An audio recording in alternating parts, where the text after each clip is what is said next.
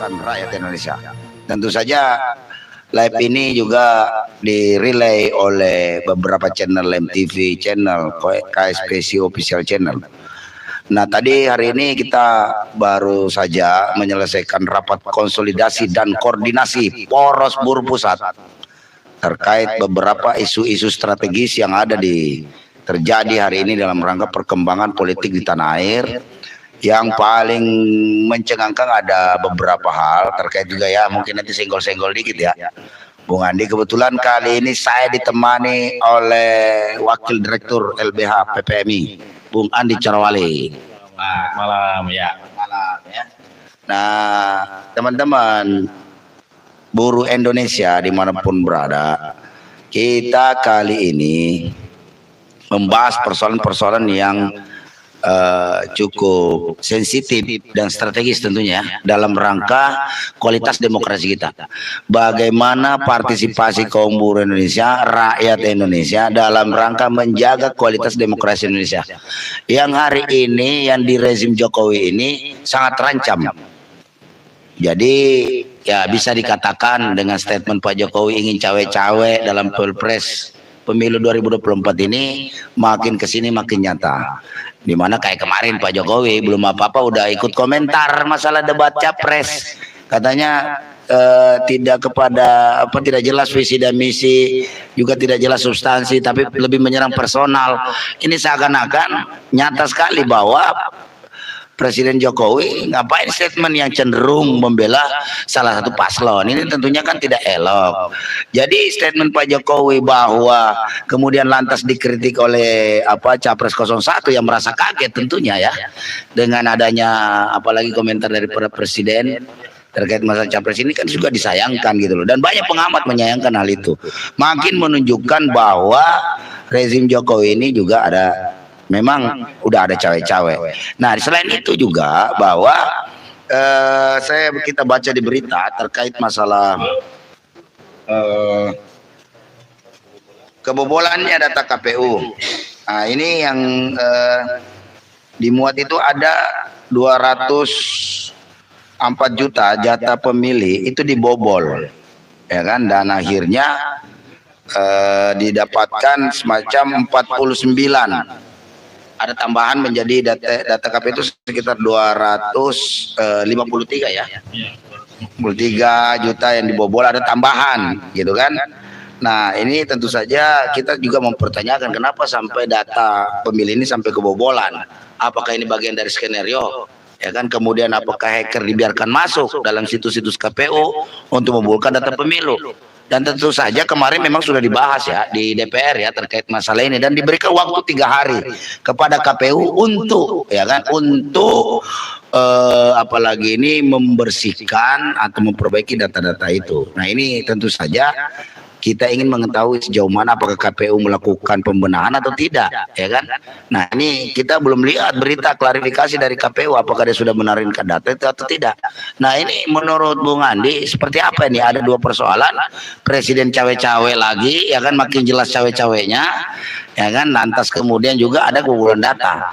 Dan tentu saja kawan-kawan poros buruh sepakat nanti akan turun aksi ke KPU untuk mengingatkan kembali agar supaya KPU benar-benar mampu melaksanakan pemilu ini secara jujur benar. Karena orang semakin muak hari ini melihat kondisi-kondisi kayak mau dipermainkan saja, seakan-akan pemilu ini semacam sebuah tradisi hanya mengalihkan kekuasaan, menurunkan kekuasaan aja, hanya mencari legitimasi. Tapi benar-benar nilai demokrasi Indonesia itu benar-benar diuji benar, apakah kualitas demokrasi kita makin menurun atau benar-benar makin meningkat seperti tahun pemilu tahun 99 yang lalu. Menurut Bung Andi gimana? Baik, terima kasih Daeng Wahidin. Terkait dengan cawe-cawe Pak Jokowi, tentu tidak bisa dilepas status sebagai presiden. Pak Jokowi adalah presiden seluruh rakyat Indonesia. Tentu menjadi nilai yang luhur jika posisi dia dalam pemilu ini posisi netral. Meskipun kita ketahui salah satu cawapres atau paslon itu adalah anaknya. Yang menarik di sudah banyak media-media luar negeri, salah satunya The New York Times itu mengambil lines-nya itu anak Jokowi ikut pada pemilu kali ini. Apakah itu bagian daripada demokrasi atau itu bagian daripada dinasti? Nah, ini jadi secara kasat mata kita bisa sangat melihat bagaimana timpangnya concern atau posisi Pak Jokowi terkait dengan paslon yang ada.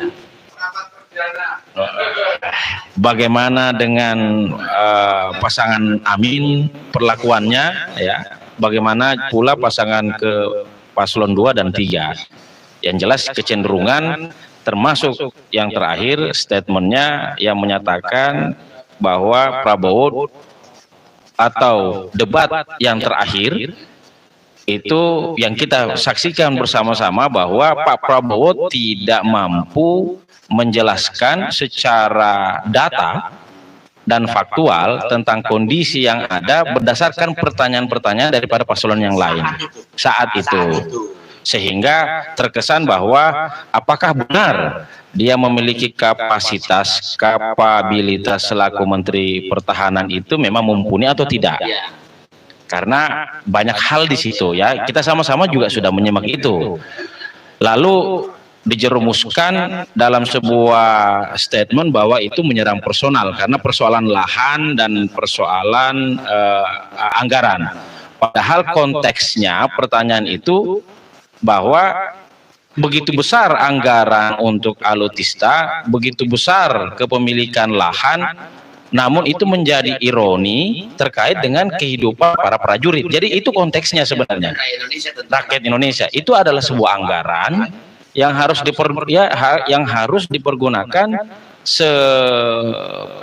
semaksimal mungkin untuk kemakmuran rakyat. Tentunya bahagian daripada rakyat itu adalah para prajurit, termasuk tunjangan kinerja. Kok cuma 80%? Ya, kenapa tidak menjadi 100%? Kalau perlu 120%, kira-kira begitulah, ya. Mengapa ada pertanyaan itu? Karena persoalan ketimpangan. Ya, inilah yang insya Allah nanti akan diluruskan, dibenahi secara maksimal oleh pasangan Amin terkait dengan ketimpangan. Makanya slogannya Amin adalah perubahan untuk menjadi lebih baik. Artinya selama ini timpang, maka kita akan berusaha untuk menempatkan ketimpangan itu berubah menjadi sebuah fairness. Ya, jadi kalau Pak Jokowi selaku presiden seperti itu, tentu mengkhawatirkan bagaimana jajaran ke bawahnya. Pak Jokowi kan bukan seorang broker, tetapi gaya yang dipakai mencerminkan gaya seorang broker. Apalagi nggak ada kebijakan, tidak perlu mundur dan tidak perlu cuti dalam sebagai menteri di kabinet untuk menjalankan agenda. Ya, itulah yang ini secara de jure istilah tadi, ya, kita bahas masalah de jure bahwa itu memang dimungkinkan. Cuman bukan persoalan mungkin atau tidaknya, tetapi penyalahgunaannya. Nah, inilah yang terjadi saat ini. Yang dikhawatirkan itu selalu ketika ada aturan-aturan yang ada, apakah aturan itu sebenarnya memang pantas untuk dibuat dengan sesuai keperluannya, atau memang sesuatu hal yang tidak pantas tetapi dibuatkan aturan supaya menjadi pantas.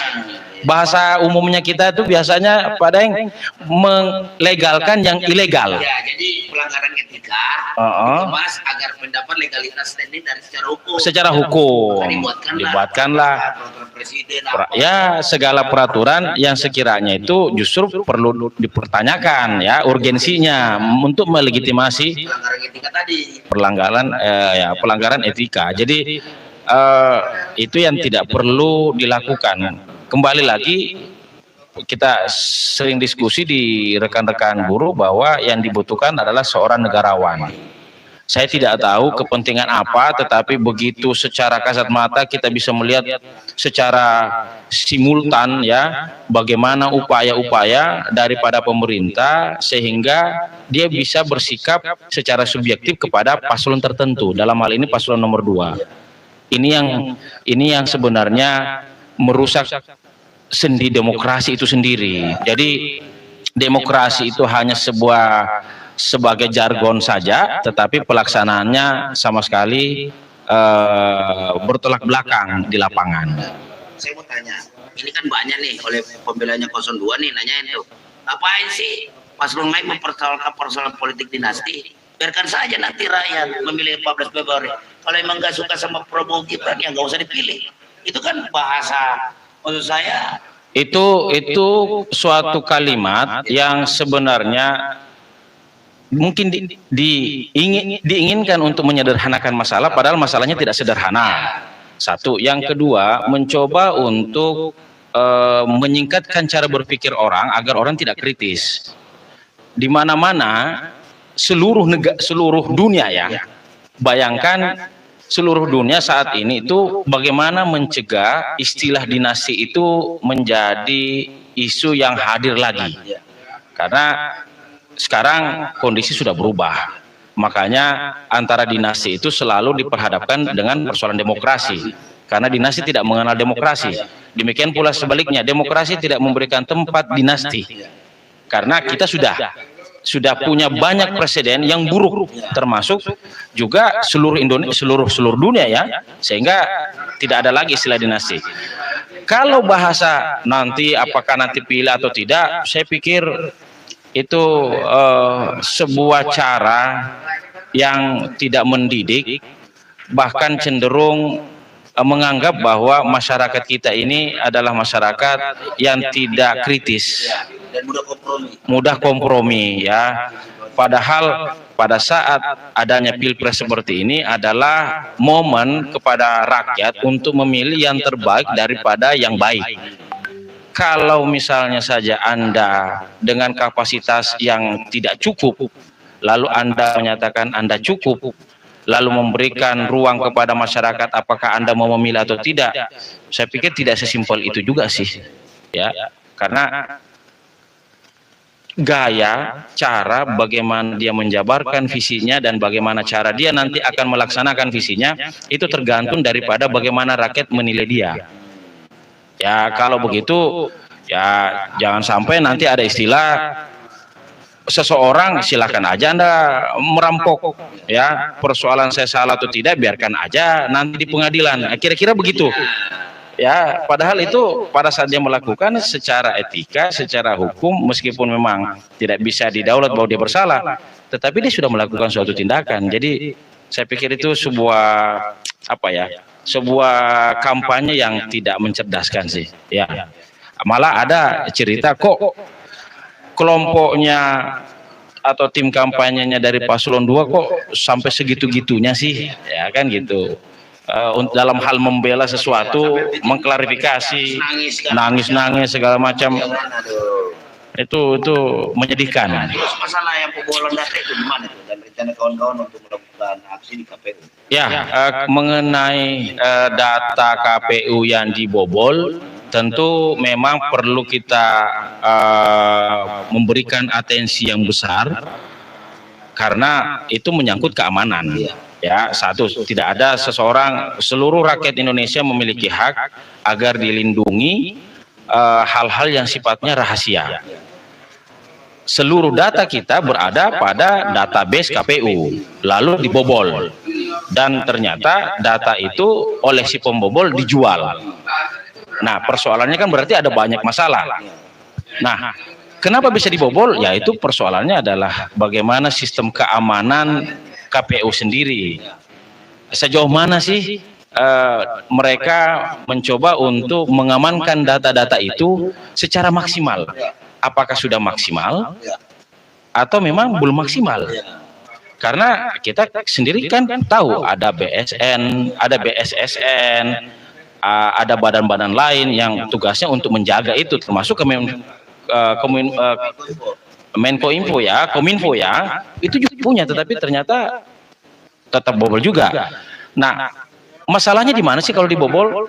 Tidak saja merugikan pribadi-pribadi, rakyat Indonesia, individu-individu, tetapi bisa saja karena dia atau hacker ini bisa membobol, maka dia bisa menggunakan jati diri si hacker ini sebagai admin untuk bisa memanipulasi data.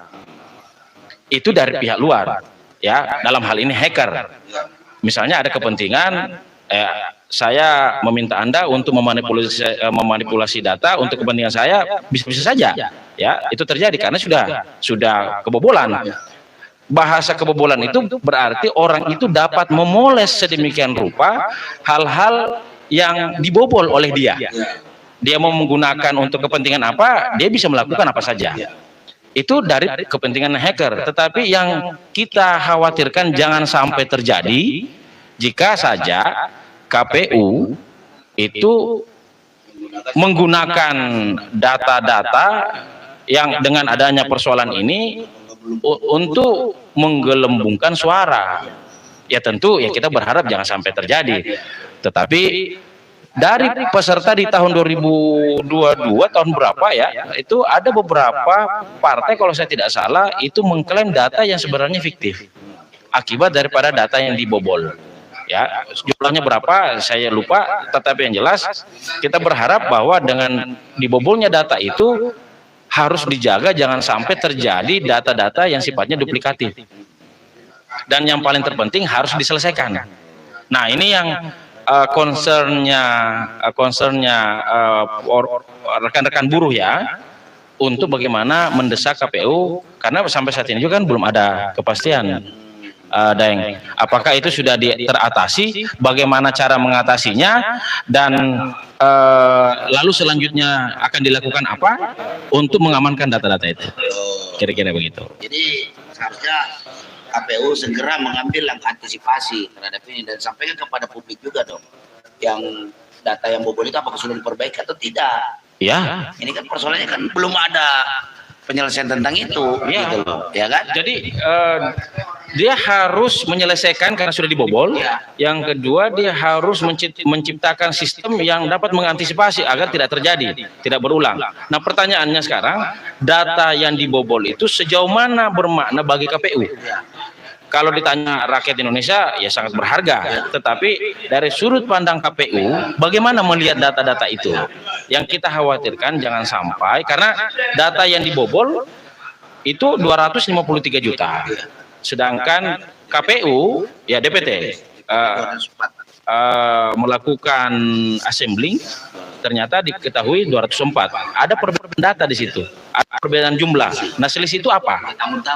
49 juta. Itu apa itu? Dan mau diapakan? Bagaimana cara mendapatkannya?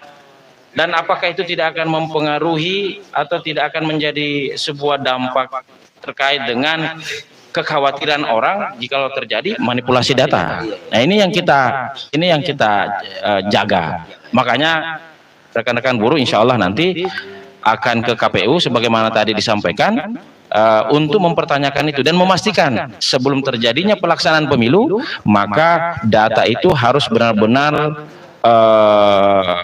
sudah rampung semua dan prudent. Nah, itu kira-kira. Mantap, luar biasa ini. Jadi memang indikasi daripada penyalahgunaan DPT ini membuat rakyat Indonesia curiga.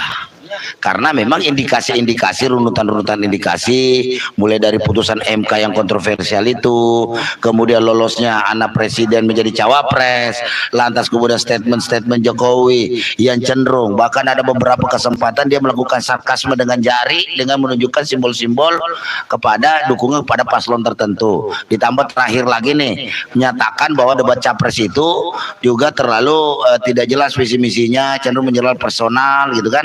Padahal semuanya itu adalah sesuatu pertanyaan yang harus dijawab. Nah, menurut mengutip pernyataan Pak Anies, harusnya pertanyaan itu dijawab. Kalau nggak bisa dijawab, jangan salahkan si penanya. Kan ini semua pertanyaan, namanya saja debat. Debat itu adalah perang gagasan, perang argumen. Jadi memang harus diadu itu argumentasi agar kelihatan masyarakat kita bisa tertarik. Dan buktinya debat capres itu menjadi tontonan yang paling menarik selama musim pemilu ini pada seluruh Indonesia, karena jutaan orang menantikan, lebih seru daripada Piala Dunia. Buktinya kemarin dengan adanya adegan-adegan menurut kita cukup dramatis juga ya dalam pelaksanaan debat capres ini, memaksa media sosial sampai hari ini masih dibahas. Jadi udah berapa hari tuh lewatnya, sejak hari apa itu kan? Ini kan berarti artinya sampai hari ini tim Prabowo masih terus mengklarifikasi dengan memunculkan gambar-gambar pendukungnya pada nangis, katanya dibully, diserang, dirujak sama paslon nomor 1 sama nomor 3, ya kan, mewek-mewek lah, ya kan. Tentu saja ya namanya juga apalagi ini pendukung ya. Ya, tapi saya pikir sebuah hal yang harusnya tidak penting lah. Yang penting yang perlu ditangisi itu adalah penderitaan rakyat Indonesia. Bagaimana petani-petani kesulitan mendapatkan pupuk, bagaimana buruh-buruh ter-PHK, katanya janji 10 juta lapangan kerja, atau jadi PHK semua, malah justru di PHK, gitu kan. Bagaimana kejahatan undang-undang Omnibus Law yang merugikan kepentingan rakyat Indonesia, bagaimana tambang-tambang ilegal yang terus merampok kekayaan negara kita tak memberikan kontribusi. Ya kan, bagaimana nelayan-nelayan kita sudah sama melaut, bagaimana nelayan-nelayan kita, petani-petani kita itu kesulitan untuk menjual hasil panennya, karena begitu mau panen tiba-tiba pemerintah melakukan impor, ya kan, katanya nggak impor atau impor, sehingga impor merugikan petani. Pupuk udah mahal, ya kan, begitu panen harga gabah jual gara-gara ada mafia impor yang nanti kalau Pak Anies berkuasa, mafia-mafia ini akan berantas habis. Nah, itu kan tentu saja hal ini tentu saja diperparah dengan situasi, dihubungkan dengan tadi pelanggaran kebocoran data yang diserang hacker itu, tentu saja wajar ketika publik hari ini merasa curiga. 49 juta itu bukan angka yang kecil, gede, ya kan? Itu bisa melebihi suara yang ada di Jawa Barat. Jawa Barat kalau nggak salah hanya sekitar 39 juta, ya kan? Ini 49, bayangkan kalau itu benar-benar digunakan untuk melakukan penggelembungan suara untuk paslon-paslon tertentu. Dan di sisi lain TNI Polri, kita lihat hari ini banyak yang mengkritik TNI Polri tidak bersikap netralitas. Makanya sampai Ibu Megawati kemarin juga mengingatkan TNI Polri untuk menjaga netralitas, gitu loh. Banyak pihak udah mengingatkan TNI Polri untuk menjaga netralitas karena terindikasi kuat bahwa ini akan terjadi kecurangan pemilu. Banyak orang sudah curiga, bahkan makanya hari ini banyak kemarin ada aksi mama mengingatkan agar jangan sampai terjadi pemilu curang. Mahasiswa hari ini 866 kampus, ya kan, melakukan selebaran menolak politik dinasti, mengantisipasi kepada pemilu curang, ya kan. Buruh juga demikian. Artinya ikut mengingatkan juga sebagai salah satu apalagi ini sektor yang paling berkepentingan terhadap pemilu ini, ya kan. Maka kita wajib mengingatkan agar pilpres ini berjalan dengan jujur dan adil, langsung, umum, bebas dan rahasia. Dan aparat juga janganlah sampai kalian itu berpihak kepada pasal itu, karena ini berbahaya, akan tercoreng institusi ini, akan tercatat dalam sejarah bahwa dalam pemilu 2009 beberapa institusi terlibat tidak bersikap netral kanal itu. Nah, ya kan. Nah, oke, closing statementnya apa? Untuk kita berharap setiap pemilu itu adalah ruang bagi para peserta untuk memaparkan gagasan-gagasannya, ya, yang insya Allah nanti akan ditindaklanjuti ketika mereka terpilih. Ruang terkait dengan etika sebenarnya sudah tidak perlu lagi dipersoalkan, karena yang namanya orang-orang yang kita pilih ini adalah orang-orang yang baik itu didesak untuk maju maupun juga merasa memang memiliki kapasitas. Tetapi pilpres saat ini kita dipertontonkan yang saya lihat bukan gagasan, tetapi justru lebih parah kita kayaknya kembali lagi kepada masa-masa dahulu ya, masa-masa jahiliyah, persoalan etika melawan niretika. Jadi yang dipertontonkan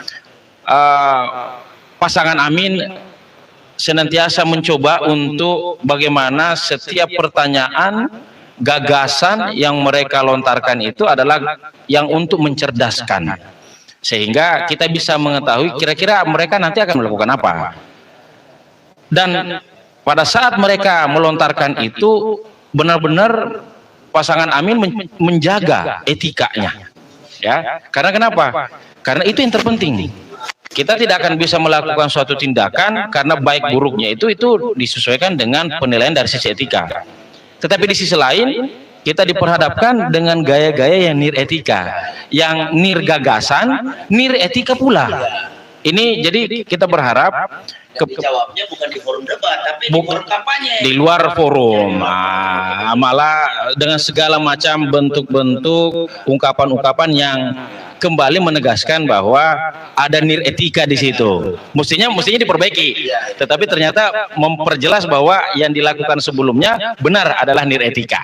Jadi semoga para rakyat Indonesia, masyarakat khususnya buruh, pilihlah yang mengedepankan etika, karena apapun, siapapun dia, cerdas bagaimanapun dia, jago bagaimanapun dia, dengan segala apa yang dimilikinya, kalau tidak ditunjang dan didukung dan diamankan dengan tetap mempertahankan nilai-nilai etika, maka kita tidak akan pernah bisa mendapatkan pemimpin yang menjadi seorang negarawan. Tetapi saat ini pemimpin yang insya Allah bisa menjadi negarawan dan bisa kita percayai dan bisa menjaga amanah itu, insya Allah ada pada pasangan Anies dan Muhaimin. Mohon untuk benar-benar secara objektif pertimbangkan segala hal, lihat secara rasional segala sesuatunya, jangan terbuai dengan hal-hal yang sifatnya tidak mendidik. Insya Allah pasangan Anies Muhaimin menang dan menjadi presiden dan wakil presiden di tahun 2024. Amin. Oke, terima kasih pemirsa Logika Rakyat dan channel SPC Official MTV Channel yang telah merilai tayangan ini. Itulah tadi informasi-informasi penting yang disampaikan oleh kawan-kawan Poros Buruh, dan kami ingatkan lagi pada tanggal 25 Januari 2024 yang akan datang, hari Kamis, kita akan geruduk KPU Pusat. Ya, 25 hari Kamis depan kita akan geruduk mempertanyakan terkait masalah penyelesaian kebocoran data itu. Sudah sejauh mana, karena ini dalam rangka mengantisipasi jangan sampai terjadi pemilu curang. Karena kalau terjadi pemilu curang, yang malu adalah seluruh rakyat Indonesia, dianggap di mata dunia internasional tidak mampu melaksanakan pemilu dengan seadil-adilnya, sejujurnya, sehingga menurunkan, ya, secara demokratis kita menjadi sangat dipermalukan secara dunia internasional. Itu saja dari saya. Sampai ketemu sahabat buruh seluruh Indonesia. Jangan lupa pilih nomor 1 pasangan Amin, Anies Muhaimin. Hidup buruh Indonesia yang melawan. Bismillahirrahmanirrahim. Assalamualaikum warahmatullahi wabarakatuh. Waalaikumsalam warahmatullahi wabarakatuh. Untuk kaum buruh Indonesia, pekerja migran Indonesia dan purna migran, serta ojol, tunggu tanggal mainnya, desak Anies, dan silahkan kawan-kawan untuk hadir. Untuk waktu dan tempat nanti akan kita kabarkan lebih lanjut. Buruh Indonesia, Amin, amin, amin, menang. buruh Indonesia, Amin, amin, amin, menang. pekerja migran Indonesia, Amin, amin, amin, menang. ojol, Amin, amin, amin, menang. hidup buruh, hidup buruh, Hidup